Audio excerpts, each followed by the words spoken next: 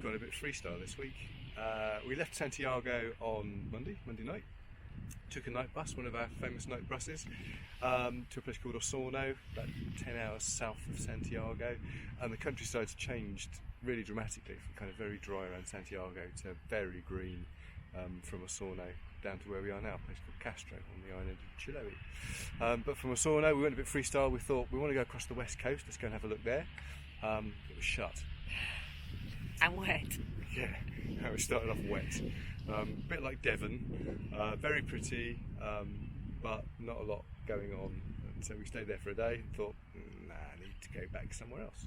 So we went back to Osorno, and we'd seen one of Tess's friends on a cycling holiday in the Lake District of Chile, which is effectively where we are. And so we were heading for a place called Frutillar, or something like that. And the buses, as they are, there was no direct bus there, but there was a bus going to a place called Port Octi. And so we jumped on that on the basis that we could probably connect. But we ended up at this lovely little place called Port Octi at the top of a lake. Very Germanic influenced place. Found some camping 200 metres from the bus station.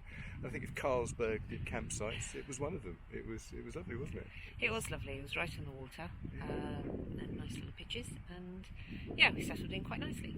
And there was nobody there, which was even better. Yeah. We used that as a base then, didn't we? We used that as a base to go down to Frutillar, which is another, again, a lakeside place. And you know the thing about volcanoes is, you don't see one for ages and then three come along at once. Frutillar was a bit like that. Absolutely stunning view across the lake to Osorno volcano and a couple of other volcanoes that sit around it. I'll let the pictures speak for themselves.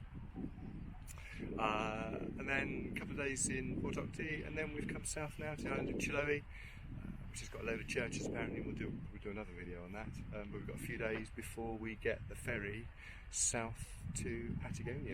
And we are crossing our fingers for good weather, so please channel all your good weather ferries that we can firstly see anything from the ferry, and secondly are not horrendously seasick. Yeah, so tune in for next week's seasickness episode.